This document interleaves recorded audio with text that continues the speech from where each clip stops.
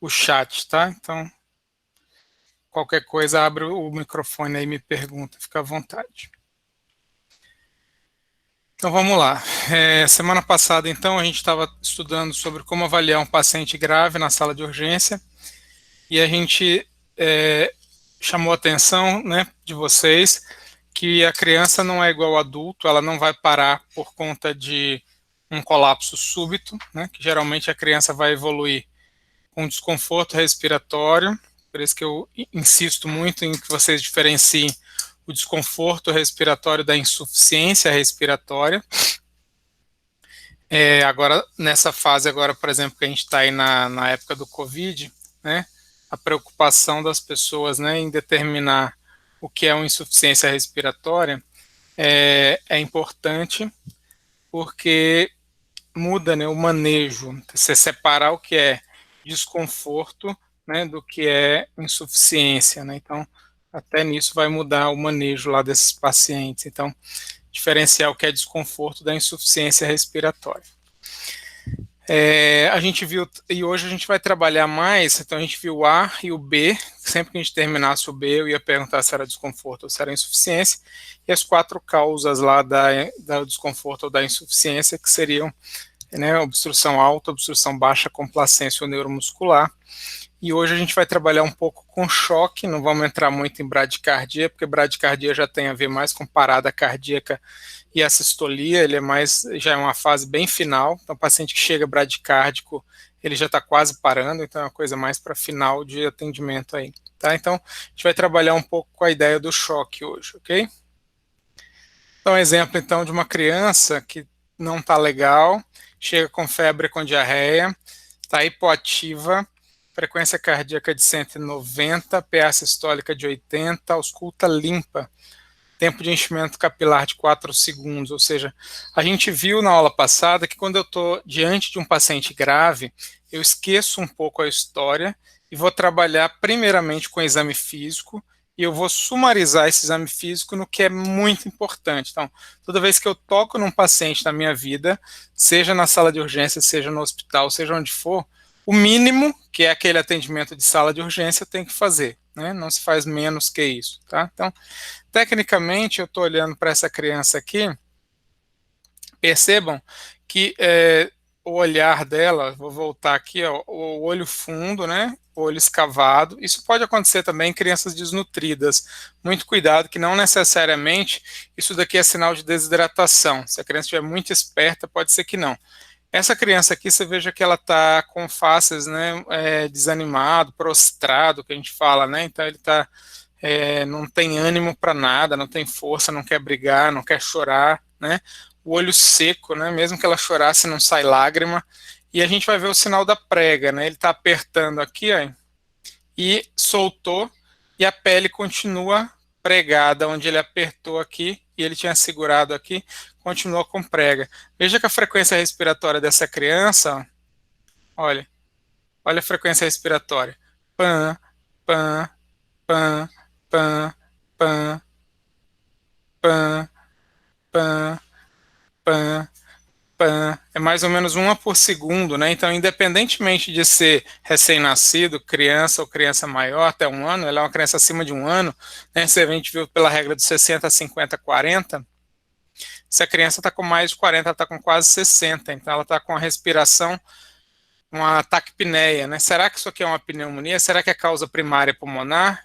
A gente viu que não, porque a ausculta está limpa, não tem nenhum sinal de obstrução alta, não tem nenhum sinal de obstrução baixa, não tem nenhum sinal de crepitação, complacência, nem neuromuscular, porque ele respira rápido, ele não está bradipneico.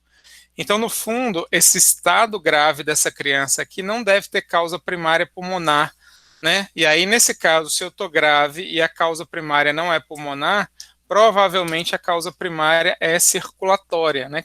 Cardiocirculatória. Então, hoje a gente vai trabalhar um pouquinho sobre a identificação desse paciente em choque ou com colapso cardiocirculatório, ok?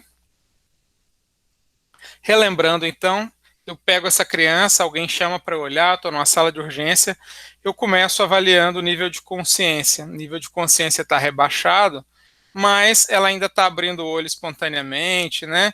Está respirando, então ela se move, tá? Então, se está desmaiado, ele não está desmaiado. Quem se move, está respirando, ganha move, né? Então, eu ia colocar monitorização nessa criança, eu ia colocar oximetria de pulso, né? Não é oxigênio, o oxigênio é só caso eu não tivesse um oxímetro, ia pegar uma veia dessa criança, ok?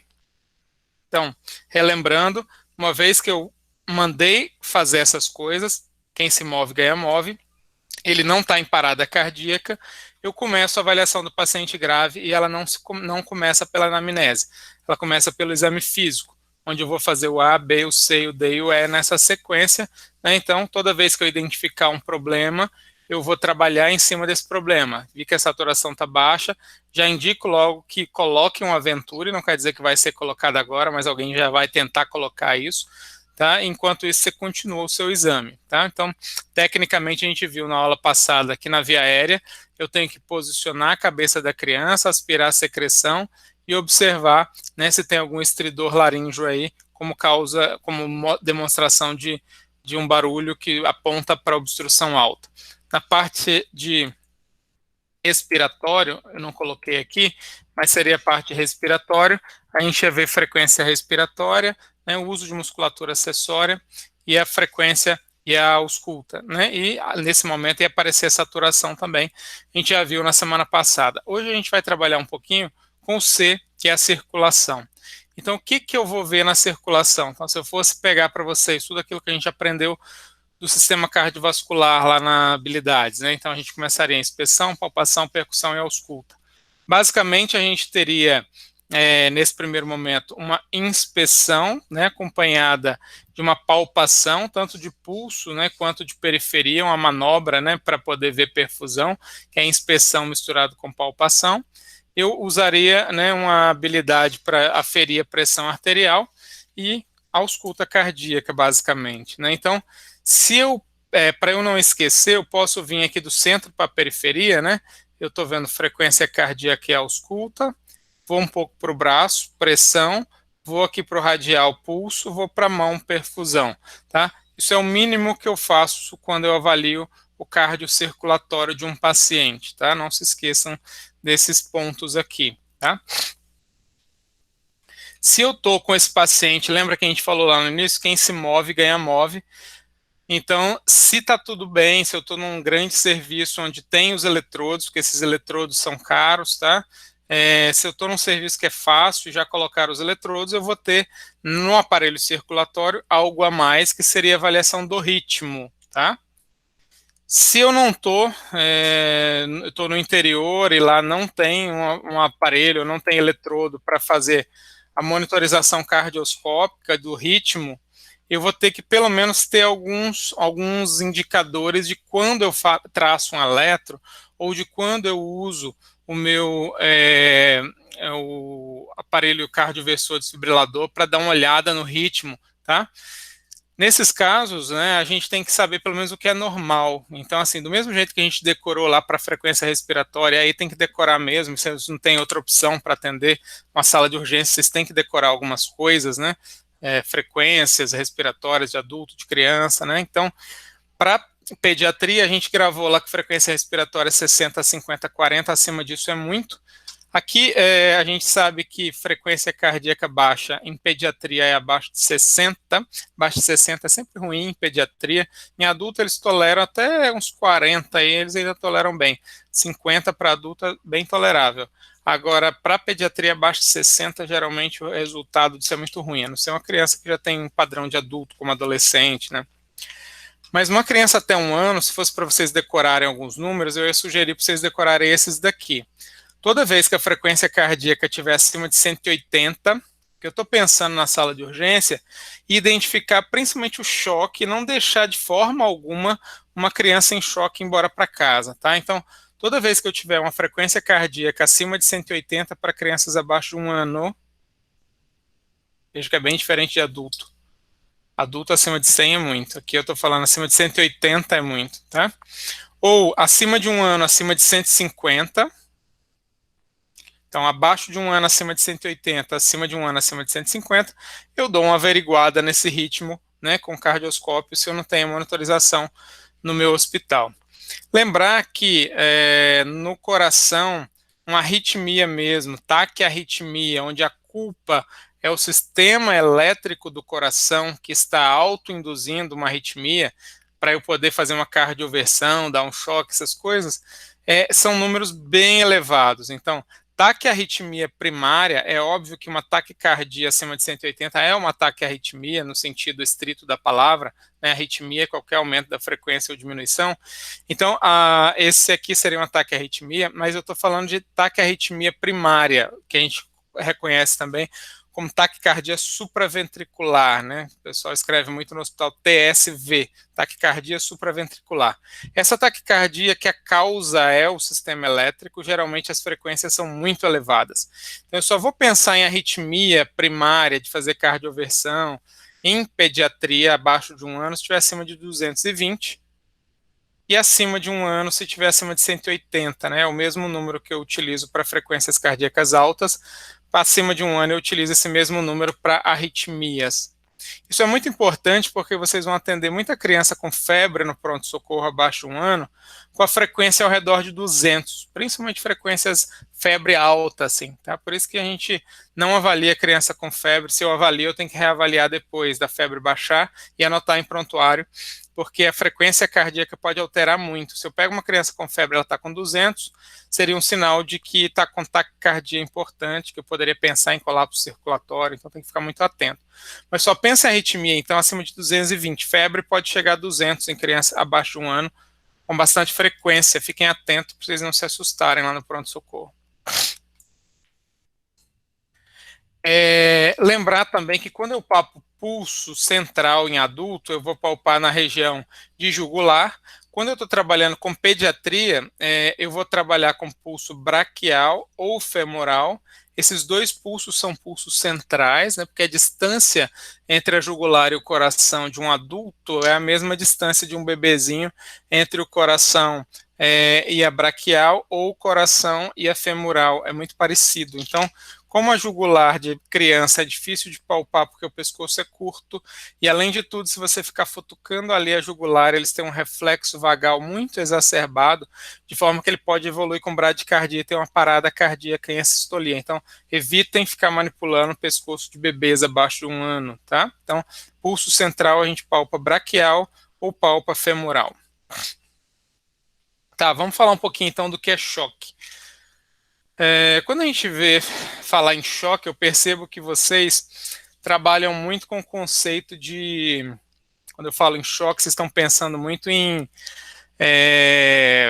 um paciente com pressão baixa, né, com colapso circulatório propriamente dito, ou então pensa que o coração está fraco, e não necessariamente. Choque é qualquer coisa que faça com que o oxigênio que você inspire não chegue aqui nos capilares, tá?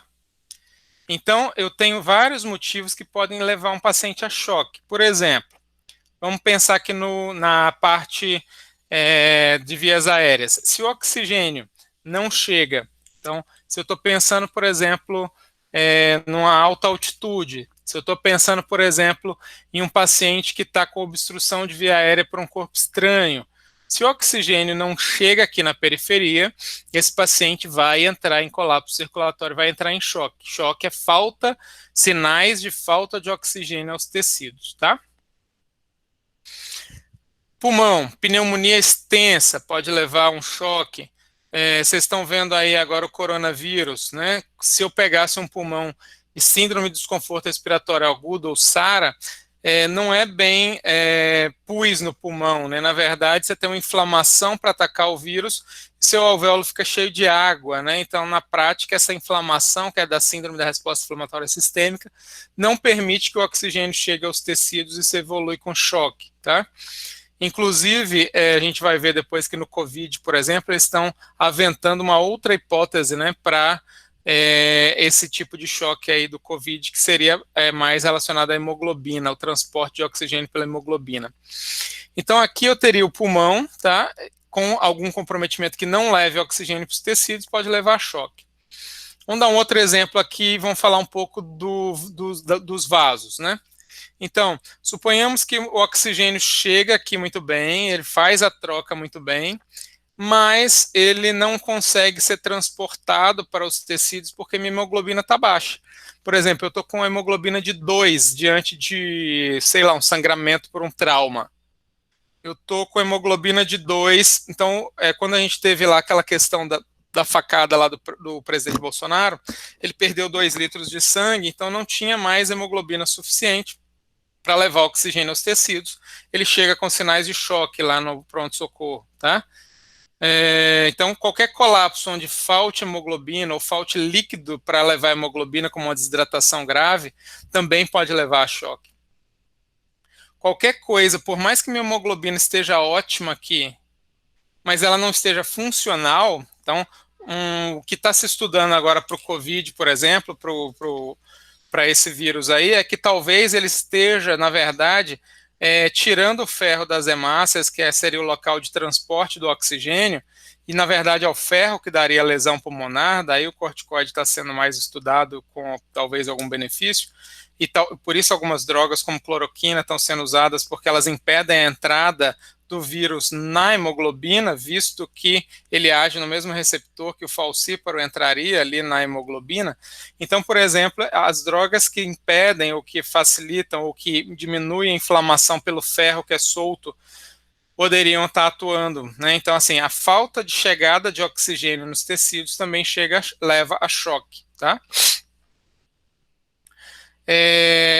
Bomba, o coração falido. Então, se o coração faliu, insuficiência cardíaca grave, miocardite viral grave, eu não consigo levar oxigênio aos tecidos, tá? E aí eu também posso entrar em colapso circulatório. Alguma intoxicação, por exemplo, se você intoxica você entra na garagem, liga o carro e aquela fumaça vem, intoxicação por monóxido de carbono, intoxicação por cianureto, qualquer esse tipo de intoxicação, ele obstrui a entrada de oxigênio nos vasos e não leva para os tecidos, tá? Então atrapalha a hemoglobina. Outras causas de não chegada de oxigênio aos tecidos, por exemplo, um pneumotórax. Então, se eu tenho um pneumotórax, a pressão no meu pulmão aqui aumenta, no tórax aumenta, e aqui dentro do tórax está passando a veia cava, e a veia cava é obstruída, não chega sangue no coração. Se não chega sangue no coração, não sai sangue do coração. Então eu vou ter um choque, um colapso obstrutivo, porque na verdade eu estou obstruindo esse fluxo em algum ponto, tá? E aí não chega oxigênio nos tecidos. Então choque é isso, falta de oxigênio nos tecidos, ok? Por inúmeros motivos. Tudo isso pode levar a choque. Até aí tudo bem? Estão entendidos? Alguém abre o áudio aí e fala ok, estamos entendendo, não temos dúvida. Ok, professor, estou entendendo tudo. Beleza, quando não tem dúvida é porque está entendendo tudo ou não está entendendo nada. Então vamos lá. Quais as causas que a gente teria então? Pode ser uma diminuição da oferta de oxigênio, uma falha na bomba, falha na circulação por uma vasodilatação extrema, por uma vasoconstrição extrema, alterações em relação à hemoglobina, transporte por volemia, aumento do consumo na periferia, né, nos casos de infecção, obstrução no caso de pneumotórax. Quer dizer, tudo isso daqui pode levar a choque. As causas são inúmeras, né? O importante é que falte oxigênio aos tecidos, tá? Tecnicamente, nós temos dois problemas com choque. Um é que a literatura ela é muito preocupada em definir o choque num critério mais específico para que a gente faça pesquisas com choque e eu diga que o resultado do tratamento do choque no meu hospital é o mesmo do Albert Einstein. Como é que eu faço isso? Definindo bem o que é choque. Então, se chega uma criança com febre, a perfusão ruim, frequência cardíaca de 200, eu falaria assim, rapaz, eu não sei se é febre ou se é choque. Tratei com dipirona e ao mesmo tempo fiz uma expansão, e com uma expansão e essa dipirona ela ficou ótima. A minha dúvida é, ela estava em choque e respondeu ao choque, ou toda aquela má perfusão e aquela frequência alta era só febre e não era choque? Então, para evitar esse tipo de erro, porque senão eu vou falar que o meu hospital é melhor porque eu estou tratando febre como se fosse choque, Os critérios internacionais e o ILAS, por exemplo, o Instituto Latino-Americano de Sepsi, ele vai ditar critérios muito específicos. Quando aquilo ali dá positivo, é choque mesmo, não tem dúvida. O grande problema é que isso é muito para pesquisa. Para vocês que vão estar na linha de frente lá no pronto-socorro, vocês vão ter que utilizar sinais clínicos, critérios clínicos para definir quando seu paciente está em choque. E aí, dos critérios clínicos, eu sugiro para vocês que a gente utilize esses critérios aqui. Esses critérios são de Carcillo, 2002, mas eles ainda valem totalmente, por isso que a gente deve evitar um paciente com febre, porque altera esses critérios. Mas, basicamente, pacientes com confusão mental ou rebaixamento do nível de consciência, como esse bebê aqui que está meio apagadão, né? Provavelmente eles estão diante de um quadro de choque. Se não tiver nada na cabeça, batido a cabeça, ou um tumor comprimindo, provavelmente eles estão diante de um quadro de choque. Sistema nervoso central rebaixado, tá? Lembra que o sistema nervoso central rebaixado, ele não é muito específico, porque tanto o quadro respiratório grave pode levar, quanto o quadro circulatório, quanto o caso neurológico puro, né? Podem levar isso daí. Então a gente tem que ir descartando. Então, basicamente, outra coisa que é um outro critério muito importante é a oligúria. Paciente que chega e fala, está sem urinar tem 12 horas. Só tem duas coisas que dão isso. Ou obstruiu a uretra, no adulto é mais comum, cálculo, essas coisas assim, mas ele vai chegar com uma história de bexigoma e tal. Ou a gente está com um travamento do rim por insuficiência renal. Por exemplo, um paciente que está usando um captopril, né, então está em insuficiência renal, e aí poderia estar com oligúria. O problema de criança é que eles usam fralda, e às vezes a mãe perde um pouco essa questão do que é muito, o que é pouco, né, diante da fralda. Então, assim, na prática, o que eu tenho mesmo de excelente sinal de paciente estar chocado, se a falta de oxigênio aos tecidos, é olhar os tecidos, olhar como a periferia está recebendo oxigênio. Por exemplo, o cérebro, confusão mental, está recebendo pouco oxigênio, pode ser por choque, pode ser por hipóxia, por causa pulmonar. De qualquer forma, é falta de oxigênio aos tecidos. Oligúria, né? Falta de oxigênio no rim, tá? Então é um sinal de má perfusão. Mas clinicamente, olhar a periferia, examinar a periferia do paciente é muito importante. Daí a importância de palpar pulsos sempre, tá? Central e periférico em todo paciente, principalmente nos pacientes de pronto atendimento, e palpar e testar o tempo de enchimento capilar. Quer dizer, vou apertar o dedo aqui e soltar. Geralmente a gente demora 1 segundo para colorir de novo de rosa.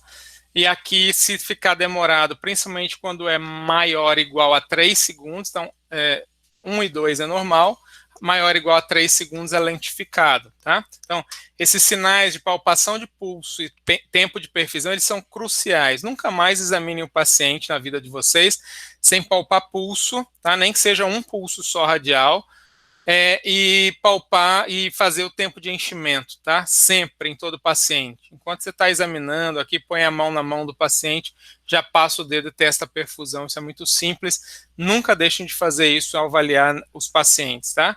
Porque isso é crucial. São os sinais clínicos que eu tenho de choque. Pra vocês terem uma ideia, se eu fosse olhar na UTI por aqueles critérios do ILAS, o ILAS fala assim, só é choque quando recebeu 2 expansões ou mais. Poxa, quem recebeu 2 expansões? Quem recebeu uma expansão antes? Quem recebeu uma expansão antes? O paciente que chegou com sinais clínicos de choque, porque na prática eu ainda não defini, o ILAS vai vir depois, né? Os critérios clínicos do ILAS é depois do exame. 2 funções alteradas, TGO e NR alterado. Isso é daqui a 4 horas, o paciente já morreu. Então, na prática, eu tenho que olhar para o paciente e dizer, você está chocado ou não? E para isso eu vou utilizar nível de consciência, sinais de má perfusão periférica, principalmente pulso e tempo de enchimento, e oligúria, tá? É óbvio que a taquicardia ela é importante, mas a taquicardia ela é um sinal anterior, né? Um paciente quando está chocado e está com má perfusão, óbvio que ele já estava taquicárdico, mas a taquicardia ela vem antes do choque, ela vem lá na sepse.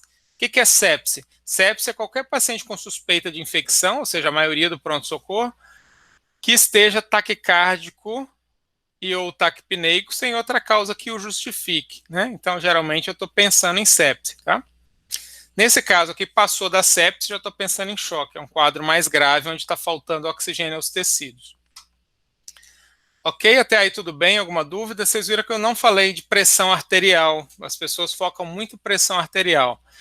A pressão arterial, ela é muito tardia. O paciente, ele consegue segurar, os vasos vão segurando com vasoconstrição, principalmente pediatria. Adulto, às vezes, até faz hipotensão com mais frequência.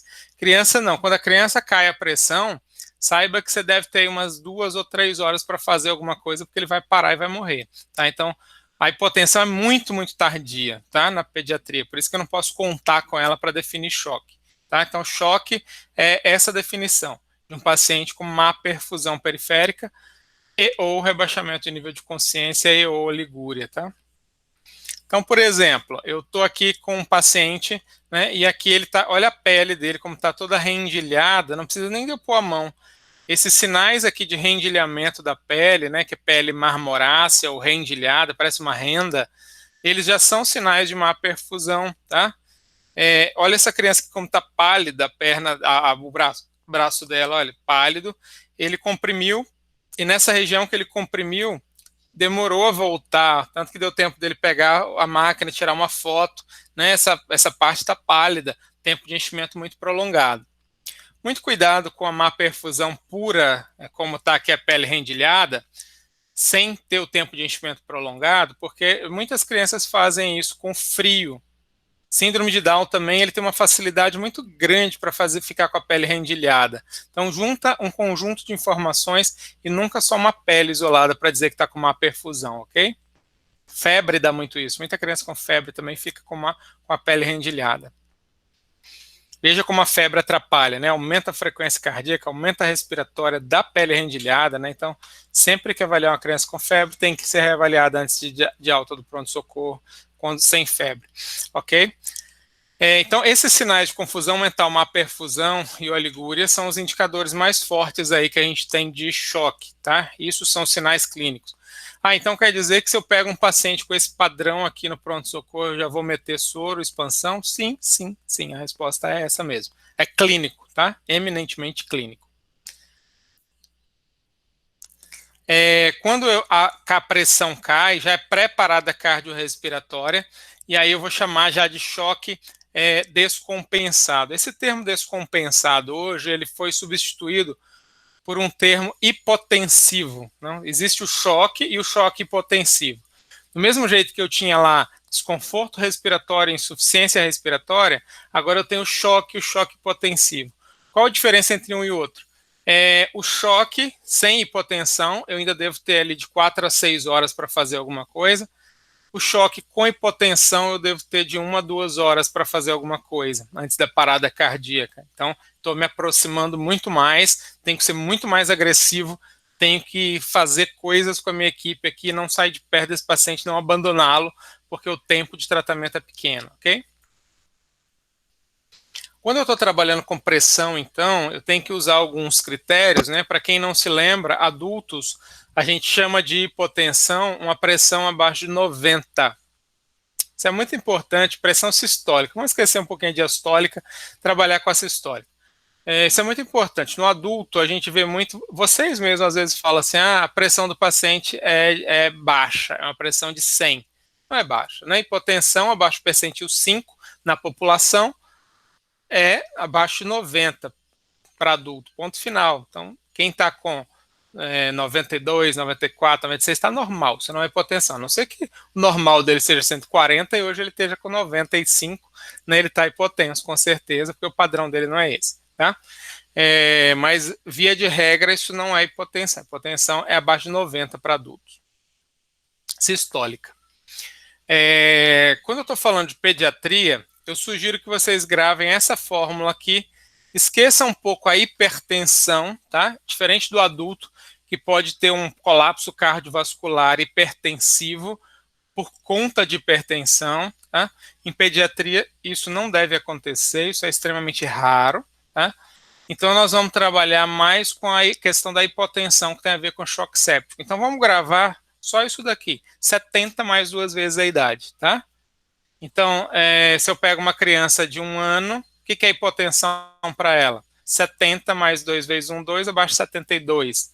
Se eu tenho uma criança de 4 anos, 70 mais 2 vezes 4, 8, abaixo de 78. É hipotensão. Só sistólica, tá? Não se preocupe muito com a diastólica nesse primeiro momento.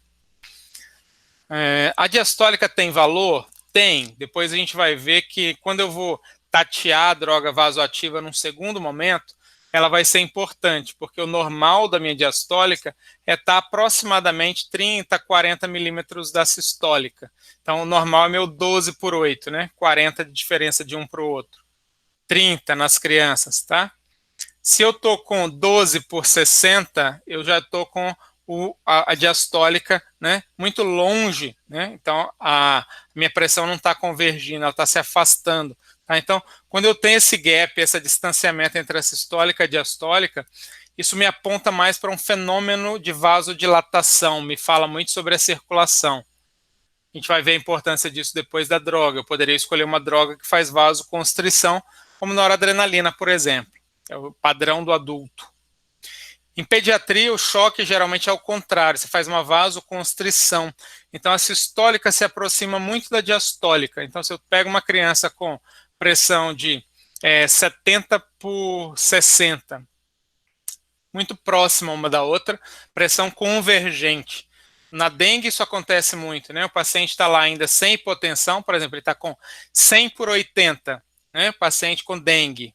100 por 80 significa que esse paciente, na verdade, está evoluindo com choque, pressão convergente, ele entra como alto risco para dengue, apesar dele não ser hipotenso no sentido estrito de pressão abaixo de 90, mas ele está com pressão convergente, tá?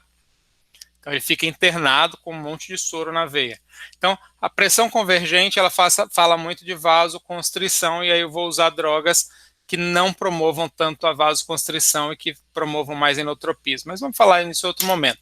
O foco aqui é vocês gravarem mais ou menos, que tem que gravar um número para pressão. Em pediatria eu sugiro isso daí, tá? 70 mais 2 vezes a idade. Do mesmo jeito que lá na insuficiência respiratória eu disse para vocês que o padrão ouro para saber se é insuficiente seria uma gasometria. Aqui também, quando eu estou falando de insuficiente eu estou falando principalmente, né, de alguns parâmetros que me sugiram que está faltando oxigênio na periferia. Como é que eu sabia que estava tendo troca ruim lá no pulmão? PO2, PCO2, gasometria. Como é que eu sei que está faltando oxigênio na periferia? Aí eu tenho que entender uma coisa.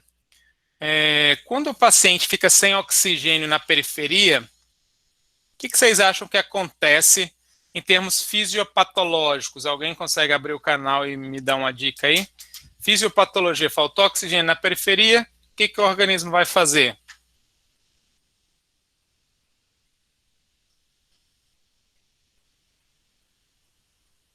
Alguém? Estou sozinho. Seria respiração anaeróbica. Perfeito, respiração anaeróbica, ou seja, se está faltando oxigênio nos meus dedos aqui, eles não vão necrosar e cair, né? Ele vai respirar, só que agora vai respirar sem oxigênio, tá? Se eu respiro sem oxigênio, eu produzo menos energia, né? Em vez de 38 ATP, vai ser só 2. E, por outro lado, eu vou liberar uma substância da respiração anaeróbica, né, chamada ácido lático. Esse ácido lático é um ácido que vai ser liberado na circulação. Uma vez que esse ácido é liberado na circulação, meu sangue não fica ácido e cai o pH logo de cara. Ele vai ter consumido pelo meu tampão bicarbonato. Então, um dos primeiros sinais de que eu estou com acidemia, que eu estou com metabolismo anaeróbico, seria a queda do bicarbonato. À medida que o bicarbonato vai caindo, é óbvio que o meu sangue vai ficando mais ácido e eu acabo evoluindo mais para frente com uma acidemia metabólica, né? Eu vou ficar com acidemia metabólica porque agora o meu sangue está ácido porque eu não tenho mais tampão. Até que o meu rim produza mais bicarbonato vai uns 2 ou 3 dias, né? E nesse período, o que acontece com esse bicarbonato? Esse bicarbonato ele combina com ácido lático e a combinação de bicarbonato com ácido lático vai formar o tal do lactato. Tá? Então, quando eu doso lactato arterial, lactato venoso, e ele está alto, geralmente a maioria dos marcadores é acima de 2, ele está me dizendo isso, olha, doutor, seu paciente está com falta de oxigênio aos tecidos, isso deve ser um choque. Se você estava em dúvida, doutor, é choque mesmo, tá? Mas eu não posso contar com a gasometria pelo mesmo motivo lá da parte respiratória, por isso que meu critério é clínico. Tempo de enchimento prolongado, pulso ruim, tá? Rebaixamento de nível de consciência, oligúria, isso tudo somado, né, num paciente taquicárdico, está me dizendo que o colapso é circulatório, tá? Beleza. Então, isso daqui é sinais, né, de um colapso circulatório na gasometria, tá? Então, lactato, por isso que as gasometrias hoje em dia, elas já vêm com bicarbonato, com pH, com lactato, né, já vem esse pacote completo aí, ok? Até aí tudo bem, né? Qualquer dúvida vocês podem interromper.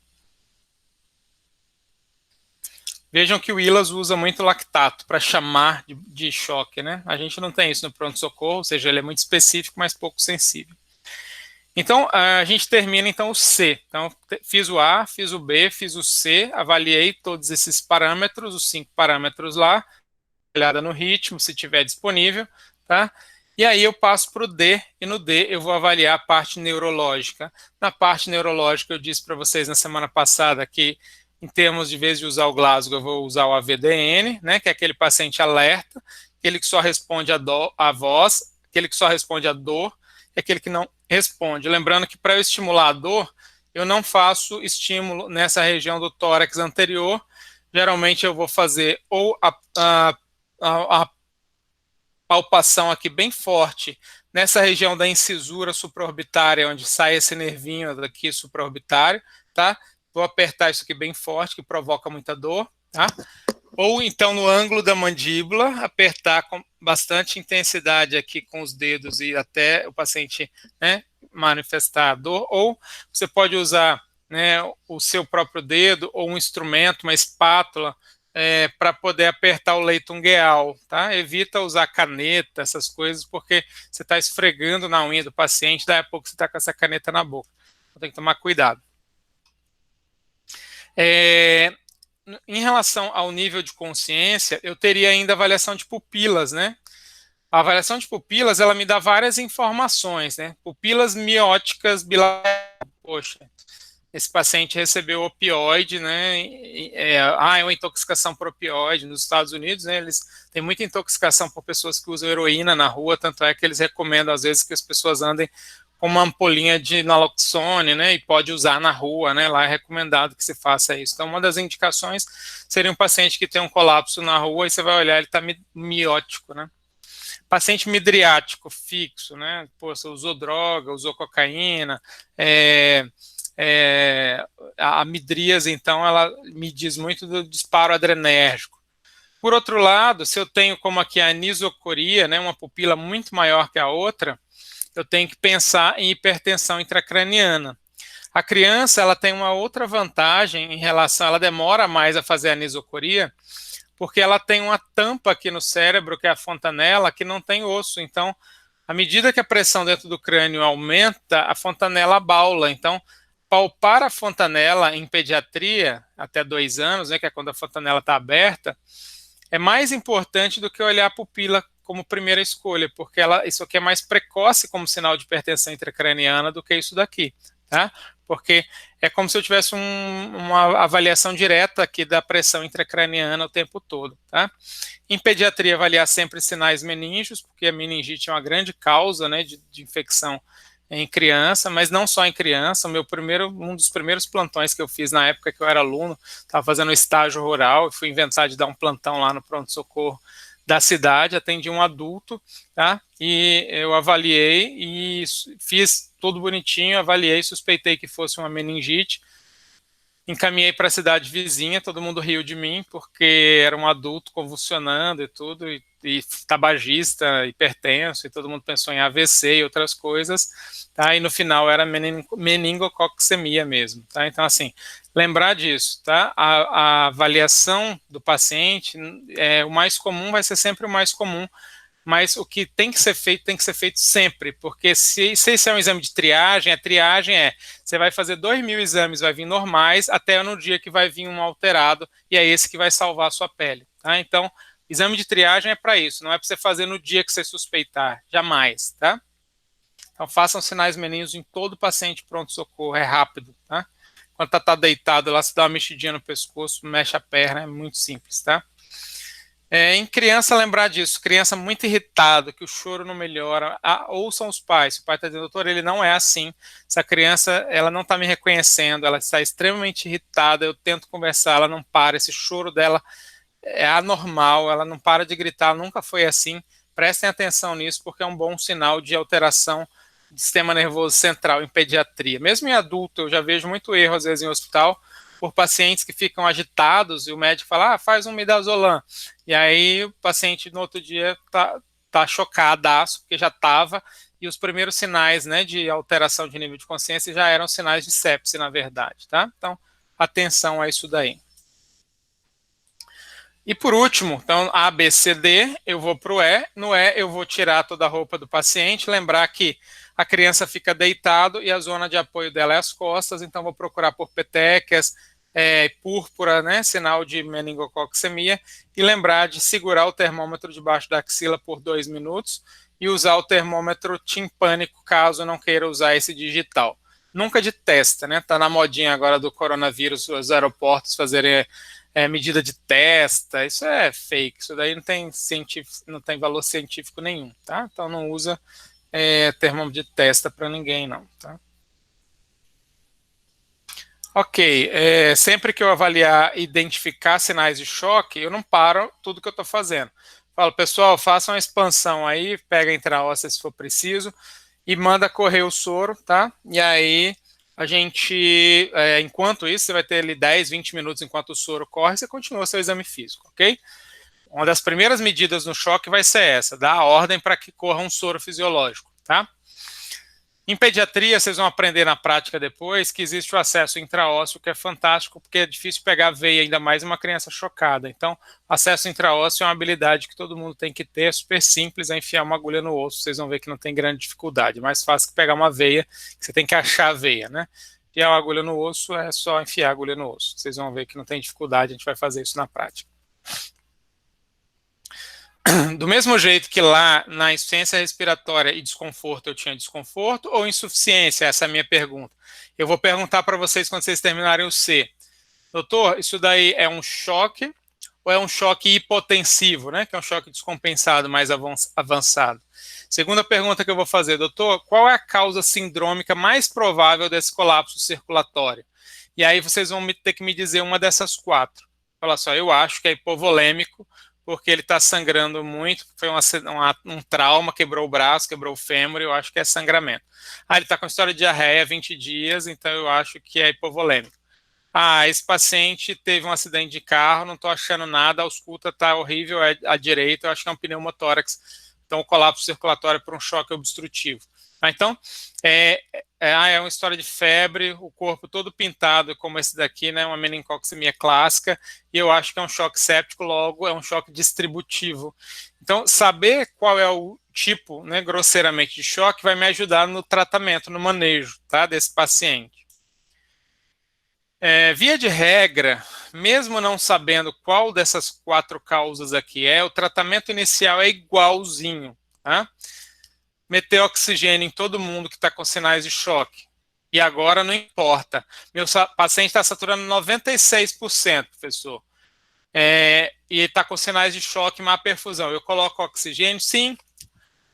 Choque é falta de oxigênio aos tecidos. Tudo que eu puder enfiar de oxigênio, melhor. Diminui o consumo, que é a busca pelo oxigênio causada pela respiração. Então, sempre oxigenoterapia em todo paciente chocado, independente da oximetria, tá? Outra definição, essa questão de intubar, a gente tem as definições de intubação para insuficiência respiratória, quer dizer, quem é que tem que ser intubado? Quem está com insuficiência respiratória, tá? Mas basicamente a gente teria uma questão no caso do choque de intubar todo mundo. Eu entendo assim que choque, você fez uma expansão, não respondeu, é eletivo, prepara tudo para intubar, porque a partir do momento que eu colocar esse paciente sedado, eu diminuo muito o consumo do próprio pulmão. O pulmão consome muito, o cérebro. Então, assim, se eu diminuo o consumo desses órgãos, sobra mais oxigênio, o pouco que tem vai ser distribuído para todos os órgãos e eu saio desse ciclo vicioso do choque, entendeu? Então, intubação para choque é sempre eletiva. Ele está ali conversando com você, com sinal de perfusão péssima, fez uma expansão, está indo para a próxima, está começando a ficar cansado, eletivo. Prepara tudo e faz a intubação, tá? Principalmente depois da segunda expansão, sempre. Então, só para vocês entenderem que eu vou falar um pouquinho de choque séptico, porque choque séptico é o que vai aparecer mais para vocês no pronto-socorro, vamos começar então sobre o choque séptico. Então, basicamente, quando eu falo de sepse, então vamos pelos termos. Sepse nada mais é do que qualquer pessoa com infecção suspeita ou confirmada, quer dizer, qualquer um no pronto-socorro que chegar lá com febre, tosse, sintomas respiratórios, sintomas infecciosos, com ou sem febre, confirmado ou não, isso daí é suspeita de infecção, né? Então, o que é sepse? Qualquer um desses com suspeita de infecção, com sinal de inflamação sistêmica, quer dizer, quando você tem uma infecção, seu organismo, ele dispara um monte de interleucina que te deixa inflamado. Essa inflamação, ela pode inclusive te matar, é o que eu vou chamar de sepse, de choque séptico irreversível e tal, sepse grave. Inclusive, ela pode lesar o seu pulmão dando uma inflamação, como acontece agora, por exemplo, aí nesses quadros pulmonares virais. A pneumonia viral vem, o vírus em si não faz nada com o pulmão, mas o seu organismo tentando defender destrói o pulmão, produzindo um monte de interleucina que vai lá e mata e machuca e leva a inflamação e leva a água, vasodilatação, e aí enche o seu alvéolo de água. Então isso é o que mata a sua defesa, tá? Então, como eu sei que a minha defesa está ativada, que ela está excessivamente ativada, que eu estou em sepse, não é só mais uma infecção qualquer. Geralmente eu tenho que estar com taquipneia ou taquicardia, sem febre, é óbvio, por isso que a gente deve se focar muito em examinar sem febre, porque a febre da taquipneia e taquicardia. Então, paciente que está já sem febre, com a história de infecção, persiste taquicárdico no limite superior da normalidade, persiste taquipneico, eu tenho que pensar que isso pode ser uma sepse e mantê-lo internado, ele pode evoluir para choque séptico em 4, 6 horas, tá? Quando eu falo em sepse, eu teria alguns níveis, né? Eu teria mais ou menos aqui embaixo a infecção comum, teria uma infecção já com taquipneia ou taquicardia, ou leucograma alterado. Não vou trabalhar com leucograma alterado não, porque aí nós já estamos falando mais de parte laboratorial, tá? E eu teria uma fase mais avançada, que é uma sepse grave, que é já vizinha do choque séptico, tá? Vizinha não, o choque séptico é uma sepse grave, tá? A sepse grave é um fenômeno já bem avançado que tem que estar dentro da UTI. Como é que eu sei que é uma sepse grave? Então, quais são os sinais de sepse grave? Sepse grave é isso daqui. Ou ele tem alguma coisa onde o pulmão está precisando de oxigênio em grande quantidade, se eu estou precisando, precisei ser entubado, o pulmão está com raio-x horroroso, isso é sepse grave, tá? Isso é internado sempre, preferencialmente em UTI. Quando que eu tenho uma sepse grave que demonstra pelo cardiovascular? Principalmente qualquer sinal de choque séptico. Qualquer sinal de choque séptico é sempre sepse grave, tá?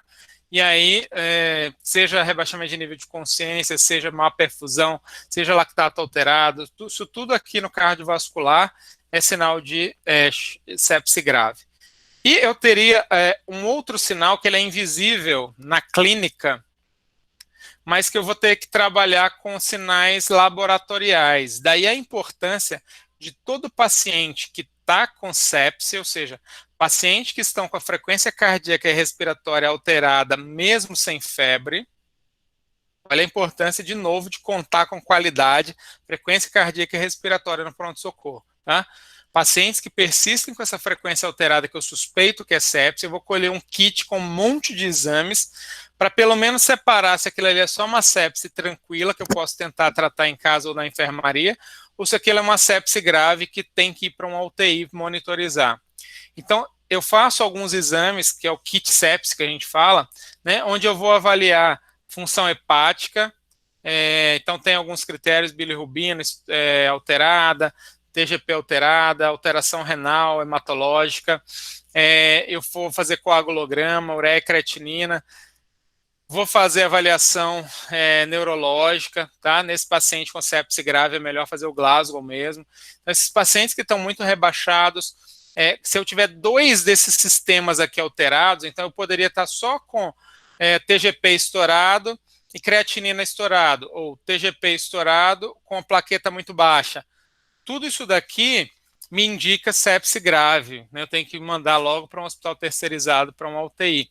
Então, se você pega um paciente COVID, né, que vem aí com TGP estourado e vem aí com a plaqueta muito baixa, mesmo ele ainda não está precisando de oxigênio, mande logo para a capital, porque ele vai enrolar, isso é uma sepse grave, tá? Então, sepse grave, a gente só pede esses exames de triagem de sepse grave quando eu estou pensando em sepse. Então, sepse grave pode ser um colapso pulmonar clínico, colapso cardiocirculatório clínico ou disfunção respiratória. Então, todo paciente com sepse e insuficiência respiratória é sepse grave, óbvio. Vamos avaliar, então, falar um pouquinho do circulatório. Então, o que eu faço para todo mundo? Oxigênio para todo mundo, tá?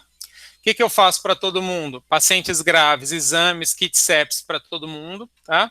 Principalmente hemocultura, porque eu quero saber depois, eu vou entrar com antibiótico empírico, mas depois eu queria saber o que era antes. Se eu não colho hemocultura agora, eu não vou ter o resultado depois, não vou conseguir trabalhar mais com antibiótico.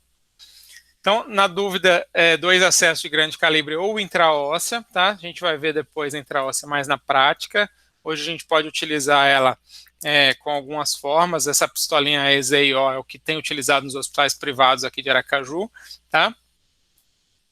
Ela é uma furadeira mesmo, você põe a agulha aqui, faz um furinho e fura o osso, tá?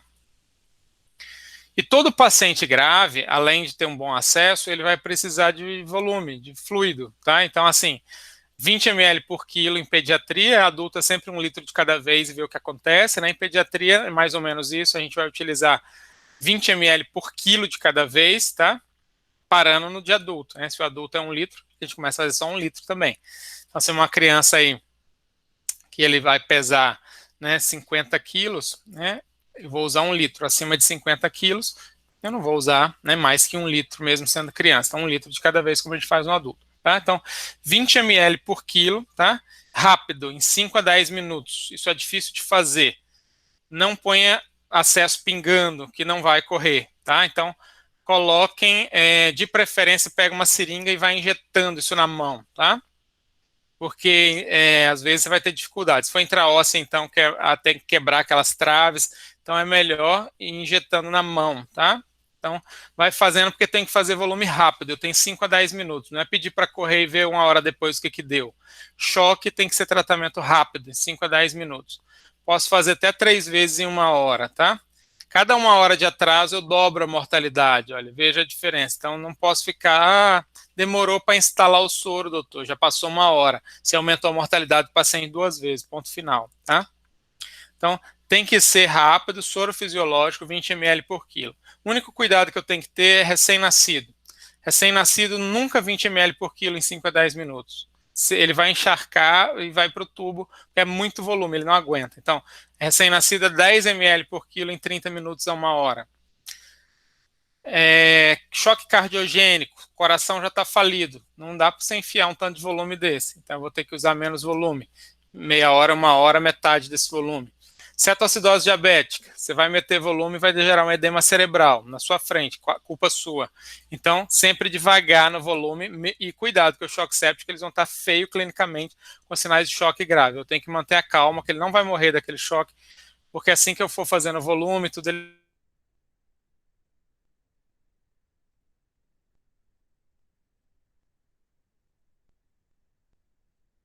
Então, na sala de urgência ali, o que me importa é gasometria, hemografia, hemocultura e sempre o resto que é fácil de fazer, realização, não esquecer dele. Não coloca muito radiografia, tomografia, não é hora disso. Tá? A sala de urgência é local de eu fazer o atendimento inicial, depois eu vejo o que é a clínica e dá muita dica disso daí. Tá? Estabiliza o paciente primeiro, choque, depois penso em radiografia. Tá? Não sei que dê para fazer as 2 coisas ao mesmo tempo. Tem alguns serviços que o X vem até a urgência, enquanto você faz o choque. Não pare tudo para fazer o raio-x. O raio-x não é prioridade. Quantas exames eu vou fazer até o paciente melhorar? O que seria melhorar? Diminuir a frequência abaixo de 180, abaixo de 1 ano, né, que é normalizar a frequência. Acima de 1 ano, abaixo de 150.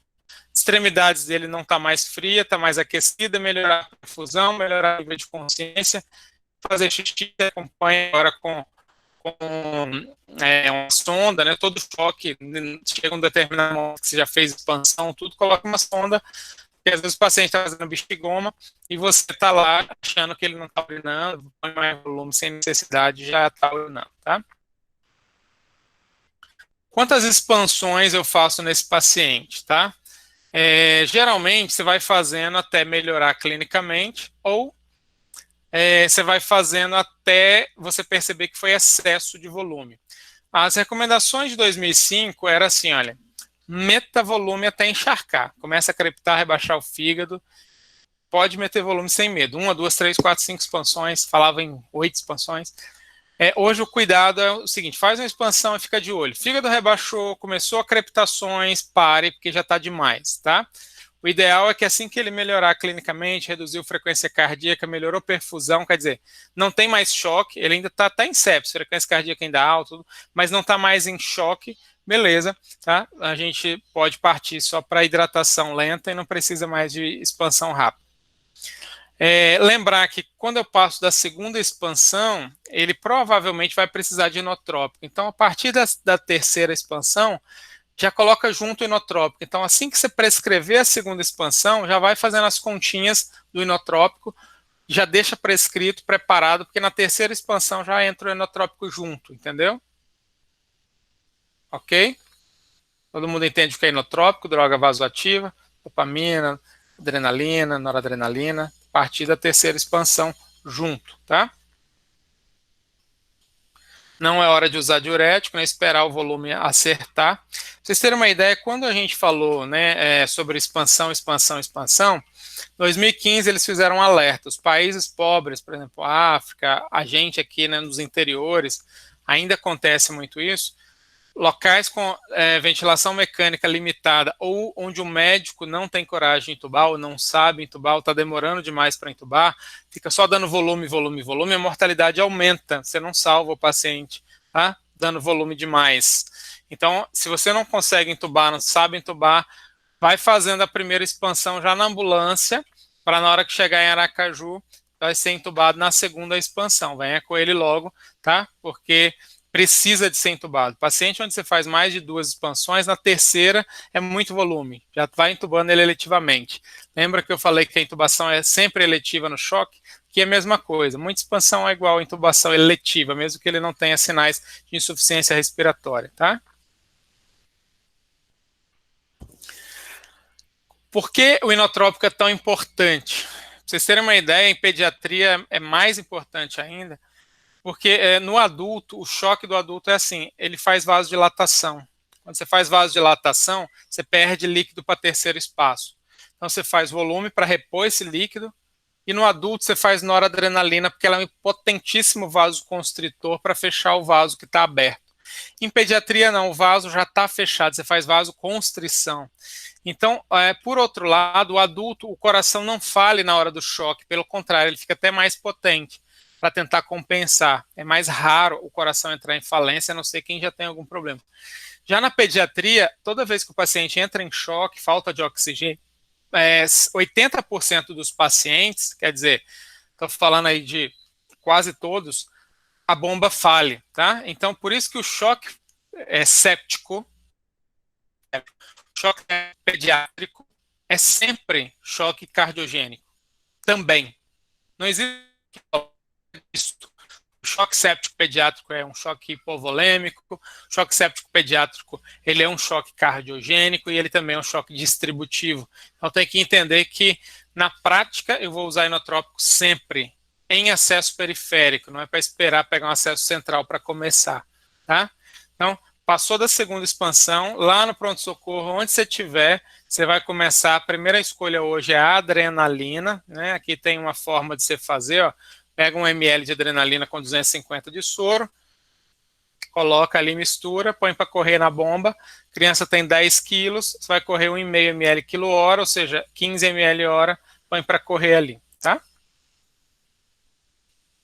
Pode usar dopamina também se não tiver adrenalina, mas a maioria dos pronto-socorros tem adrenalina, ela é a primeira escolha porque a mortalidade no choque séptico pediátrico com adrenalina se mostrou menor.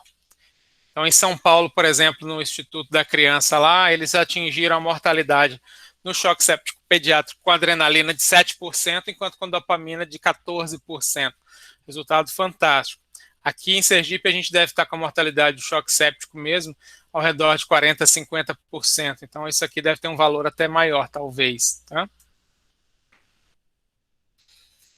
Choque séptico, uma coisa que é crucial. Então, oxigênio, choque séptico, pensar em entubar assim que possível. Choque séptico, fazer volume. Choque séptico, depois do segundo volume, já começar com inotrópico. E choque séptico, eu focar em me desesperar para conseguir que o antibiótico seja feito na primeira hora, em bolos, rápido, alta dose, dose de choque, tá? Antibiótico-terapia mista, evitar monoterapia nesse momento que o paciente está morrendo. Choque, eu tenho 3 a 4 horas de sobrevida aí, é hora de eu fazer o que tem para fazer correndo. A cada 1 hora que eu atraso no início do antibiótico, eu aumento a mortalidade em aproximadamente 10%, tá? Então não é para atrasar o antibiótico, ele não dá para você não vigiar o antibiótico. Tem que, não foi ainda, vai na farmácia buscar.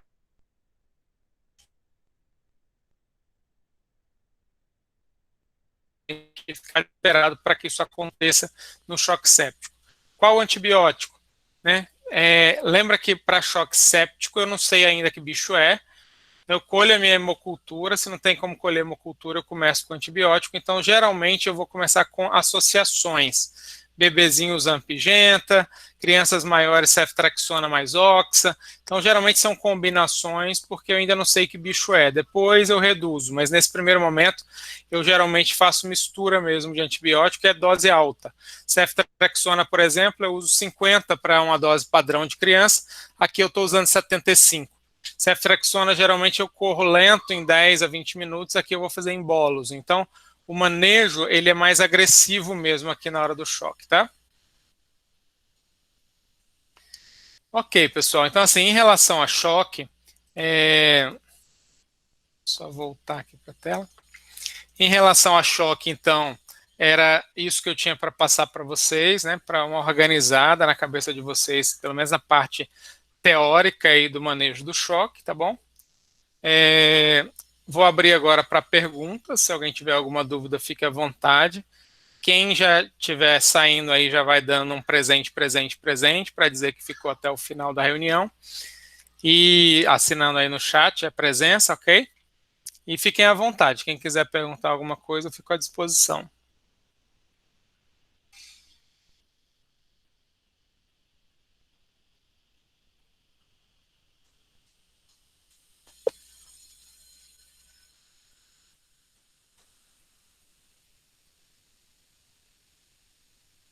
Ok? Ninguém tem nada para dizer?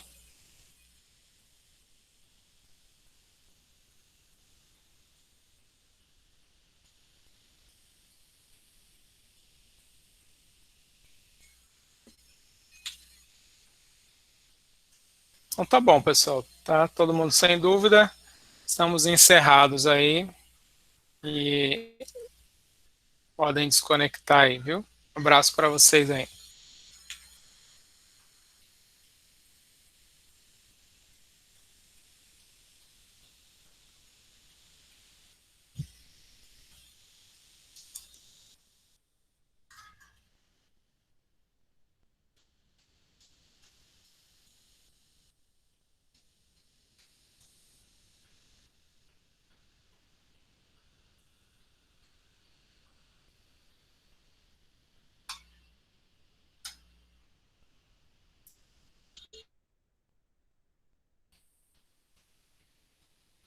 Querem perguntar por voz, fiquem à vontade. Viu? Alguém está perguntando aqui, Violeta está perguntando se a adrenalina pode ser feita junto da primeira expansão, se tem algum problema. Não é recomendável, porque boa parte dos pacientes responde só com uma expansão, e aí eu estaria dando um inotrópico desnecessariamente, tá? Então, assim, tenta a expansão primeiro, A partir do momento que você vai para a segunda expansão, tá vendo que o negócio não está funcionando, aí sim você já vai prescrevendo adrenalina, para que com certeza na terceira expansão a adrenalina já esteja correndo, tá? Mas não tem muito sentido começar logo de cara, porque boa parte dos pacientes vai responder com uma ou duas expansões, tá bom?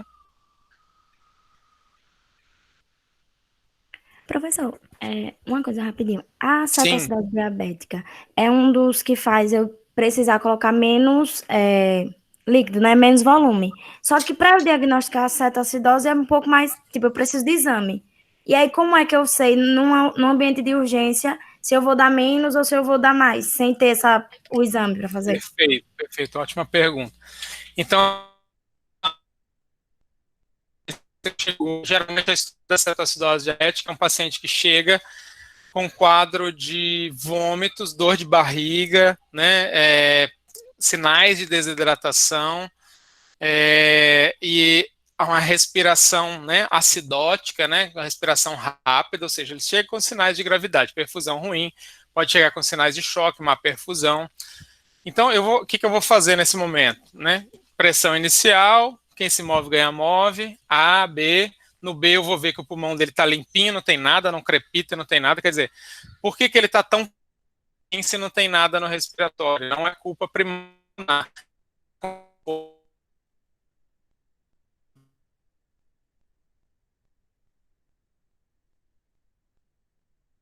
Prof, desculpa interromper de novo, seu áudio está travando.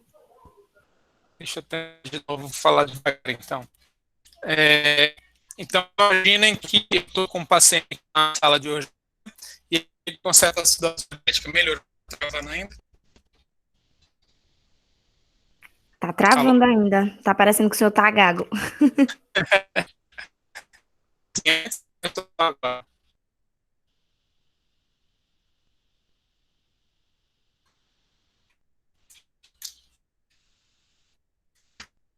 Só um pouquinho que eu vou fechar a porta para ver se melhora.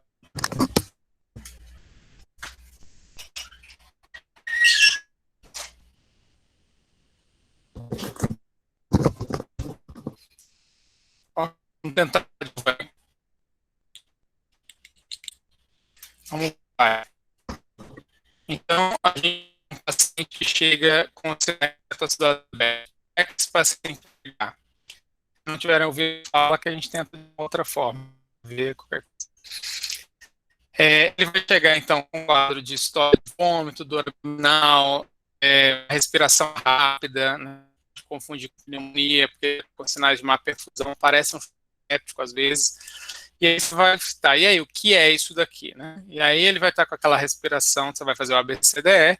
No B você vai ver que não tem nada do pulmão, o pulmão está limpo, ele só está com desconforto respiratório, respiração ou rápida, profunda. E aí você vai falar, bom, não tem causa primária pulmonar, então vamos ver. Aí tem desconforto respiratório, mas a causa primária não é pulmonar, vamos para o B.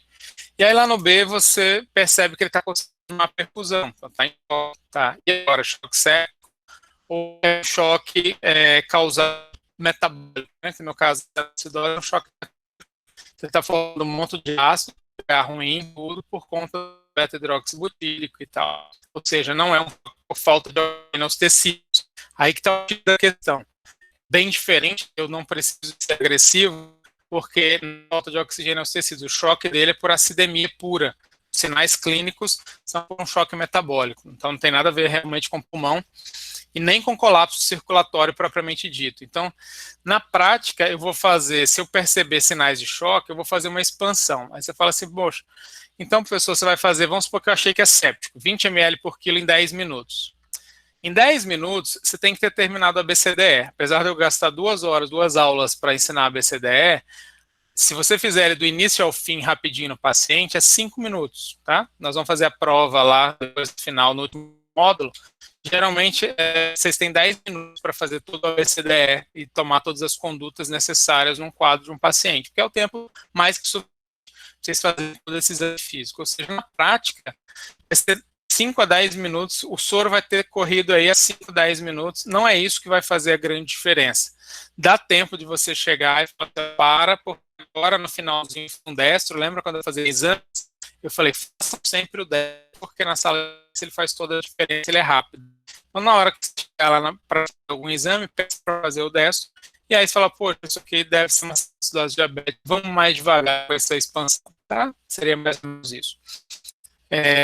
Não tem problema você começar a tratar com septo, porque isso vai interferir em grande modo ao final, tá? Tá, Ok? professor, obrigada.